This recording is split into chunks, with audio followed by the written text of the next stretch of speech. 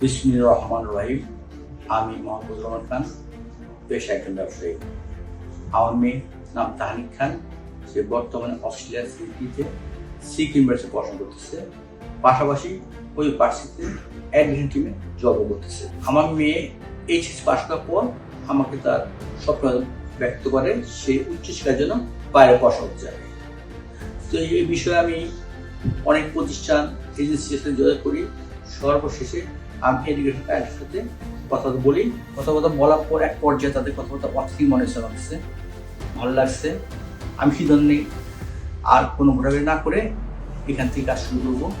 কিন্তু একজন অভিভাবক হিসাবে এই যে একটা আমার মেয়ে বাচ্চাকে একা ছাড়া বিনোদনে যাওয়া, তার কাছে থাকা মোটেই সহজ ছিল না।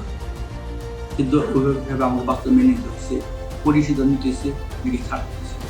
এডুকেশন কান্ট্রির সিও সাহেব আমার সুপার বিশ শুনেন, মেয়ে বাচ্চা এটা উল্লেখ করি। উনি আমার চিন্তার কথা অনুসরণ করে বলে যে আপনাকে চিন্তা করার কারণ নাই, বিষয় প্রস্তুত করতে দেন। এবং আলহামদুলিল্লাহ অল্প দিন বিষয় প্রস্তুত হয়ে যায় এবং তাদের ওখানে কমিটি আছে, মেয়ে একা তো বোধ করবেন না, মেয়ে ভালো থাকবে সে ব্যাপারটা অ্যাসেন্স পায় এবং মেয়ে একাই সে চলে যায়। আলহামদুলিল্লাহ এখন ভালো আছে। সবাই আমার মেয়েকে দোয়া করবেন।